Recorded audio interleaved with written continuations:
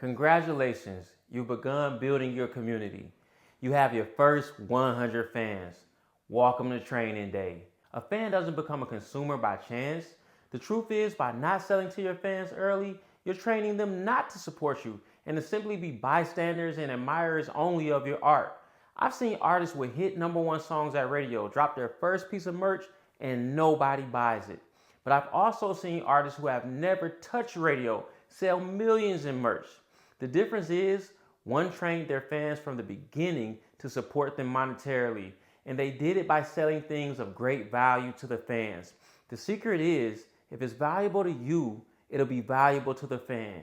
And of course, you're here in this course so I can teach you how to create that value. First, let me express that these first 100 people are going to be your mouthpiece. These first 100 are going to catapult you to 1,000 fans. You have to know that fans create fans.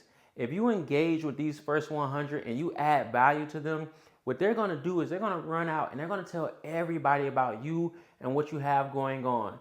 It's human nature. It's called the law of reciprocity. The law of reciprocity basically states if somebody does something for you, you feel obligated to return the favor. I'll give a great example. If Drake today came to your Instagram and left a comment on your page, and then tomorrow he dropped a new album, I guarantee the only thing you'll be doing is listening to that Drake album. And not only listening to that Drake album, you're gonna be telling everybody about how Drake commented on your page. Well, the same thing can work for you because it's not about how big this person is. It's about whether you admire or look up to this person. And so if they admire and look up to you, which they do because that's why they're the first 100 in your community, and you engage with them, these people are going to be running to tell everybody about you. So the way you treat these first 100 will determine how fast you get to your first 1,000. So we've reached our first 100. Welcome to training day. It's time to train our fans to become consumers. With every stage, whether it be by number like first 100 or whether it be by your new project dropping or once a month, every stage you want to offer up something for sale. And you're offering up this for sale with 2 key rules in mind. Number 1, what we talked about last week is scarcity. You want to make your first offer and every offer after that, make sure it has scarcity.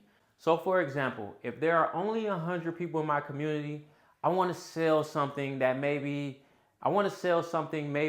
5 to 10 in quantity, no more than 10, maybe even just 5 of them. I want to make sure that my first offer and every offer after that has scarcity. So there's 100 people. You know what? I'm going to offer up 5 of these things for sale. When I was dreaming of being an artist and I moved to Atlanta, I never imagined I would end up homeless. I didn't even have a car to sleep in. All I had was this book bag. I kept my little MIDI keyboard and my laptop so I could make beats whenever I found a quiet place to rest. I had 5 bags, identical to this one, made. Because you're the first 100 people in my community, I want 5 of you to have it. It's on sale right now. Now, that's not my story, but I'm sure it's similar to a lot of your stories out there. And see how I created scarcity and gave them something valuable. If that was my story, that bag really would have meant a lot to me. And so I wanted to give them something of value. You never want to just slap your name on a hoodie and call it merch. You want to sell something of value. And so I chose to sell the book bag that I had carried around while I was homeless in my fictional story to 5 people in my community. That's how you create scarcity. Now we're going to talk about number 2, exclusivity. Very important. Now that same offer that I just made, of course, I'm only offering it to people in my community, but I want to make sure the world knows it exists. Why am I going to do that? Why am I going to post that same offer on social media? Because I want to drive people into my community. When they see the type of offers and the type of community that we're building, guess what? They're going to say, you know what? I want to be a part of that community. So I want to have an opportunity to be able to buy those bags. I want to have an opportunity to be able to have that experience or that access. So we're always sharing all of our offers publicly, even though you can only get them through the community, because we want to drive people to the community. And we're driving more consumers into the community. And that's the difference. Because when they see that offer, they know that we're monetizing our fan base. They know that we're offering things for sale. So they know that we're asking for support monetarily. So we're not just driving any old body into our community, we're driving consumers into our community, and that's very important. You always have to, when we talk about monetizing the community, you always have to think about scarcity and exclusivity and make sure that's included. Think about the Jordan brand, right? Michael Jordan, his shoes, everybody has them. I probably have 100 pairs upstairs right now, right? There's always scarcity and exclusivity to his shoes. That's why it's the #1 brand. They create scarcity by only dropping a certain amount of shoes. You can't go out there and just walk in the shoe store and get the new Jordans because most likely they're sold out because they only dropped a few amounts. They create exclusivity by the price point. You can't go buy a pair of Jordans for $100. You have to pay $250 and up. That's how they create exclusivity. So that's the #1 brand showing you that scarcity and exclusivity is the way to sell to your customers. So if you want to create consumers and you want to train them properly, always include scarcity and exclusivity. Never say I have 100 fans, so I'm going to sell 100 of this. That's not how it works. 100 fans, I'll sell 5. 10,000 fans, I'll sell 50. I'll sell 100. Always keep it exclusive. Always make it scarce. That's how you sell to the consumer. Now, even with that being said, you never want your community to be solely about gaining profit. You want to be adding value to your community continuously. You want to serve that community thoroughly. It's not just about making profit. But with that being said, as long as you're keeping scarcity and exclusivity, you should always be selling because you're never overselling. So always be selling, keeping this in mind, and your community will be just fine. You'll be able to monetize perfectly because it's always low numbers, it's always scarce numbers. Always be selling, but keep a serve first mentality. That's what you need to do in your community. Serve first, sell second. And if you're always selling, that means you're always serving. Okay, let's talk about ways to sell. The first one is fixed price. Now, honestly, fixed price is my least favorite. So what is a fixed price? So for example, if I'm selling these hoodies and I sell them for $59.99, the only way you can buy this hoodie is if you pay that price. It's a fixed price of $59.99. Now, this is my least favorite because honestly, it gives you the least amount of opportunity. You know what I mean? When we talk about the other ways to sell, there's much more opportunity involved, and we'll get into that. But the reason why fixed price is important, because when you first start off, a lot of people won't understand your value, or they won't value stuff as much as you value it. And I'll use myself as a perfect example. I do in-person events. I've done them in multiple ways. I've done them in what we're about to learn about offer-based. I've done them at pay what you want, and I've done them at fixed price. When I do those other couple ways that we'll get into in a second, people offer me way less than what I feel like the value of those events are. So I had to start going to fixed price just to train the consumer that this is my value. So we start going to fixed price so that the consumer can know and understand, okay, this is the value of going to a J.R. Mckee event. I understand that value and I'm going to pay that value. And every time we do fixed price, we sell out. So it's never a question of if people will show up for what I believe my worth is. So the same goes for you. Don't worry about overpricing or anything like that. Price to what you feel like your value is, and if people agree with you, which they should since they're in your community, they'll pay your fixed price. So fixed price is a good one when you're trying to train and set your value and make sure people understand your value. Now the next one is pay what you want. Now, pay what you want, popularized by LaRussell, is an amazing strategy. Pay what you want, though, to be fair. Well, first of all, let me tell you what it is. Pay what you want means I put these hoodies on sale and I say, hey, whatever you want to pay me, you can pay me, whether that be $1 or whether that be $1,000. Whatever you feel like this hoodie is worth to you, that's what you pay. You pay what you want. This is amazing in a couple of scenarios. In the first scenario, where we're not thinking about profit, we're just thinking about putting this hoodie on as many people as possible because this hoodie is marketing.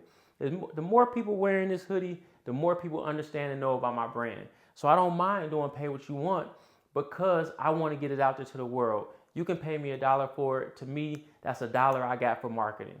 So I love pay what you want if we're not worried about profit. I also like pay what you want if I've already established my value. If people already understand the value of my brand and the value of my community, pay what you want is great. This is how LaRussell sold $150,000 worth of albums because he had people pay up to $2,500 for one album.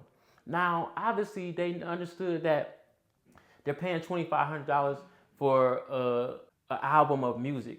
Now, did they really pay $2,500 for that music, or did they pay $2,500 because they understood the value of what LaRussell was doing, his mission?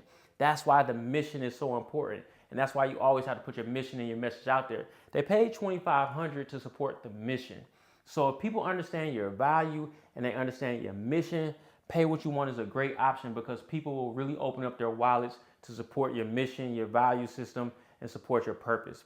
Now, the last one is offer-based. Again, excuse my handwriting. It's not my strong suit. Oh, that looks terrible.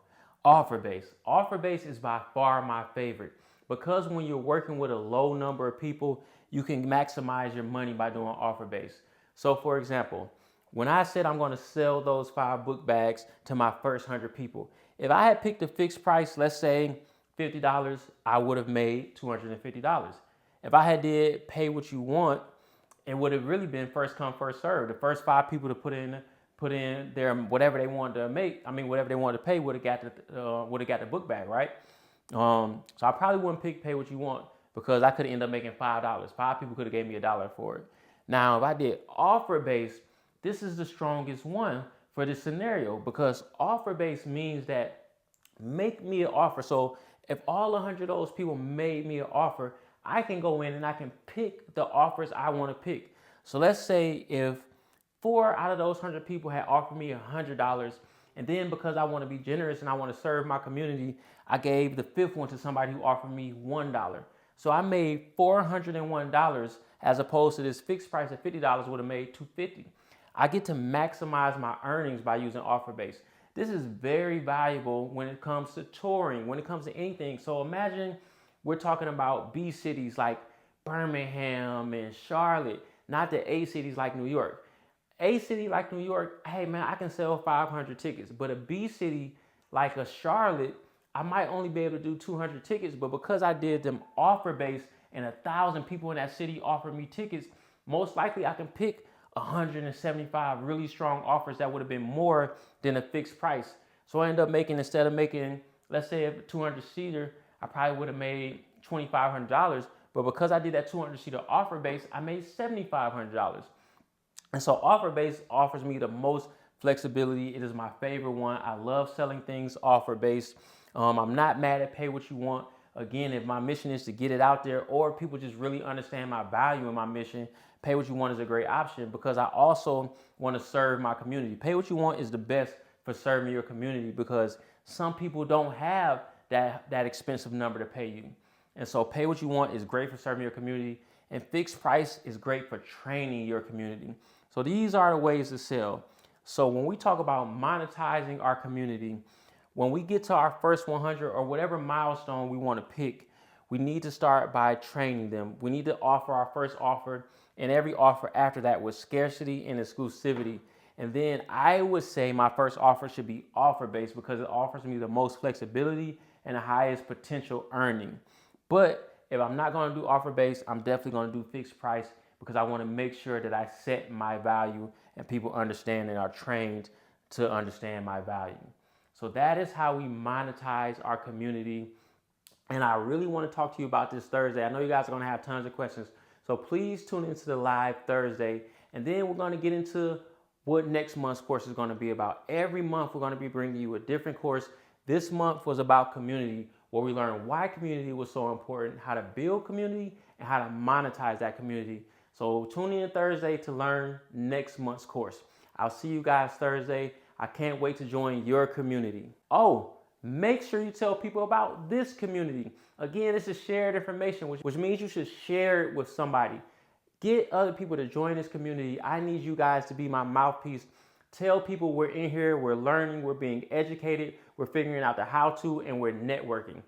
Tell everybody you know about shared information community. I love you guys. I'll talk to you soon.